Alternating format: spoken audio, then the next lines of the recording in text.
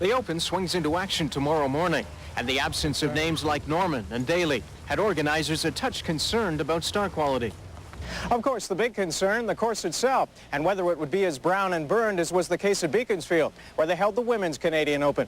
Well, here at the Abbey, that's certainly not the case. In fact, it got a ringing endorsement from defending champion Nick Price. Fairways have had a bit of stress, I think, with the heat. You guys have had a pretty dry spell, I guess, the last 4 or 5 weeks. But they're in good shape. The greens are excellent. I played pretty late in the day today, and, you know, with all the amateurs that have played in front of us, the greens were still very, very puttable. In fact, probably the best I've seen these greens, all 18 of them, for a long, long time. It's also taken a long, long time for Price to get back on course. After winning PGA Player of the Year honors the last 2 years, he's yet to win a tournament this year.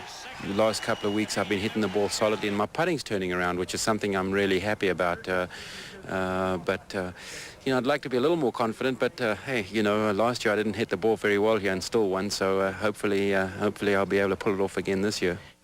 Not if Payne Stewart has something to say about it. Stewart broke a 3-year drought when he won the Houston Open in April. Just one of 6 top 10 finishes this season. This golf course demands a lot of things. You got to drive the ball very well, and then you got to hit very good irons. And it's not a short golf course, so I always consider myself a pretty good long iron player. So, kind of, in my opinion, plays into my hand. It's been a long time since any Canadian made such a boast.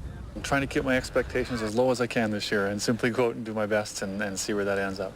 I haven't been driving the ball very well, so that's a key here to make sure you hit the fairways. So hopefully I'll get out there and drive a little better. Anything better would be most welcome, mainly because the last Canadian to win the Open was Pat Fletcher back in 1954. Rob Sinclair for Sportsline.